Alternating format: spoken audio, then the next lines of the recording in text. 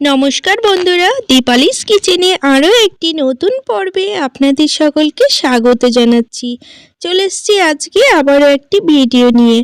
আজকে আমি ডিম ছাড়া রুটি ভাজা তাওয়াতে কিভাবে নরম তুলতুলে স্পঞ্জি কেক বানানো যায় সেই ভিডিও আমি আপনাদের সাথে শেয়ার করেছি। বন্ধুরা, কেক বানাতে গেলে কিন্তু খুব বেশি উপকরণ লাগে না, আর উপকরণের পরিমাপগুলো ঠিক মতো দিলে কিন্তু কেক ভীষণই সুন্দর হয়। তো বন্ধুরা, আজকে আমি কিন্তু খুবই অল্প উপকরণ দিয়ে চকলেট কেকের রেসিপি শেয়ার করেছি। তো পুরো ভিডিওটি দেখুন, আশা করছি আপনাদের ভালো লাগবে। আজকে আমি এই ভিডিওতে আপনাদের বলে দেব একটি চকলেট কেক বানাতে গেলে কি কি উপকরণ লাগে আর কতটা পরিমাণে লাগে। তো বন্ধুরা, পুরো ভিডিওটি দেখতে থাকুন। এখানে চকলেট কেক বানানোর জন্য আমি একটি মাঝারি সাইজের বাটি নিয়েছি, দেখতে পাচ্ছেন। এর ওপরে আমি একটি চালুনি বসিয়ে দিলাম।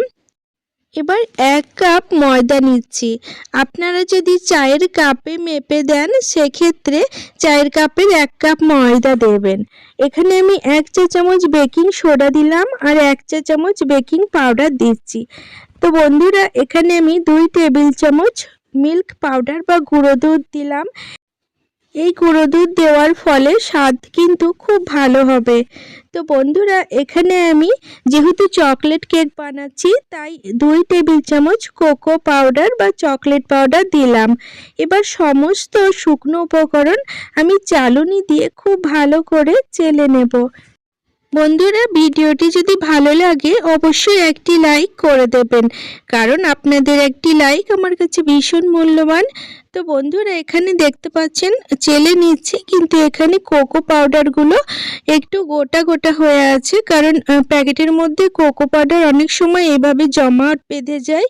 তো যার কারণে আমি স্প্যাচুলা দিয়ে এইভাবে বেশ ভালো করে নাড়াচাড়া করে এটাকে চেলে নিচ্ছি। তো এখানে সমস্ত শুকনো উপকরণ চেলে নিয়েছি। এবার একটি স্প্যাচুলার সাহায্যে এই উপকরণগুলোকে আবারও একসাথে খুব ভালোভাবে মিশিয়ে নেব। আপনাদের যাদের কেক বানাতে গেলে অসুবিধে হয় তারা এই পদ্ধতিতে কেক বানিয়ে দেখবেন, আশা করছি ভীষণই সুন্দর নরম তুলতুলে কেক বানাতে পারবেন। তো সমস্ত উপকরণ মিশিয়ে নিয়েছি। এবার এখানে 1 কাপ ময়দার জন্য 1 কাপের 3 ভাগের 2 ভাগ চিনির গুঁড়ো দিয়ে দিলাম। এবার এই সমস্ত উপকরণ আবারও ভালোভাবে মিশিয়ে নেব। এবার এখানে 1 কাপ ময়দার জন্য 1 কাপের 3 ভাগের 2 ভাগ দুধ দিয়ে দিচ্ছি।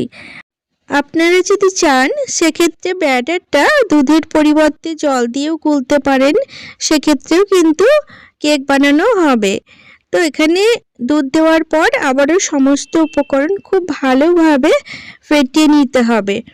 তো বন্ধুরা, কেক বানানোর ভিডিওটি যদি আপনাদের ভালো লাগে অবশ্যই আমার চ্যানেল সাবস্ক্রাইব করে আমার সাথে থাকবেন। আর যারা চ্যানেল সাবস্ক্রাইব করে রেখেছেন তাদেরকে অসংখ্য ধন্যবাদ। ব্যাটার ভালোভাবে ফেটিয়ে নিয়েছি। এবার 2 টেবিল চামচ সাদা তেল দিয়ে দিচ্ছি। এখানে তেলের পরিবর্তে আপনারা ঘিও ব্যবহার করতে পারেন। এবার তেল দেওয়ার পরেও আবার সমস্ত উপকরণ ভালোভাবে ফেটিয়ে নেব। বন্ধুরা, ব্যাটার বানানোর সময় ব্যাটার যতটা ভালো মতো ফাটানো হবে কেকটা কিন্তু ততটাই নরম তুলতুলে হবে। তো এখানে ব্যাটারের যে থিকনেসটা সেটা আমি আপনাদের দেখিয়ে দিচ্ছি। দেখুন, খুব বেশি ঘনও না আবার খুব বেশি পাতলাও কিন্তু হয়নি। তো ব্যাটারটা কিন্তু একদম রেডি। এবার আমি এটিকে সাইডে সরিয়ে রাখলাম। এবার একটি কেক মোল্ড নিয়েছি। কেক মোল্ডে অল্প সাদা তেল দিলাম। এবার এই তেল কেক মোল্ডে কিন্তু ভালোভাবে মাখিয়ে নিতে হবে। আর বন্ধুরা, চকলেট কেকের যে ব্যাটারটা আমি বানালাম তাতে কিন্তু আমি ভ্যানিলা এসেন্স দিয়েছি 1/2 চা চামচ আর চকলেট এসেন্স দিয়েছি 1/2 চা চামচ। এটি কিন্তু আমি ক্যাপচার করতে ভুলে গেছি, যার জন্য দেখাতে পারলাম না। তো এর জন্য আমি অত্যন্ত দুঃখিত। তো বন্ধুরা, ব্যাটারটা খুব ভালোভাবে মিশিয়ে নিয়েছি। এবার কেক মোল্ডে ব্যাটারটা ঢেলে দিলাম। তারপরে এইভাবে 2 হাত দিয়ে একটুখানি ঝাঁকিয়ে নিতে হবে। এবার এটি বানানোর জন্য একদম রেডি। তো আমি প্রথমেই আপনাদের বলেছি যে রুটি ভাজা তাওয়াতে কেক বানাবো। তো তার জন্য তাওয়াটা দেখতে পাচ্ছেন খুব ভালো মতো গরম করে নিয়েছি প্রথমে।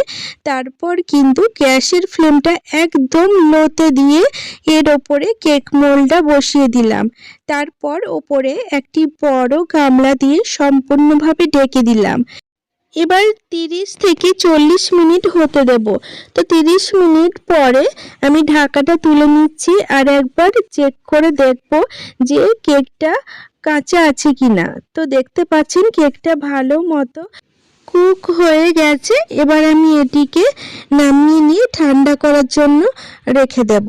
তো বন্ধুরা এখানে দেখতে পাচ্ছেন নরম তুলতুলে হয়েছে কতটা পরিমাণে কেকটা, আর এটা কিন্তু ঠান্ডা হয়ে গেছে। এবার আমি মোল্ড থেকে কেকটা বাইরে বার করে নিচ্ছি। 2-3 বার ঝাঁকা দিতে কিন্তু কেকটা খুব সুন্দরভাবে বেরিয়ে আসলো, দেখতে পেলেন। আর আপনাদের দেখাচ্ছি, দেখুন কতটা নরম তুলতুলে হয়েছে।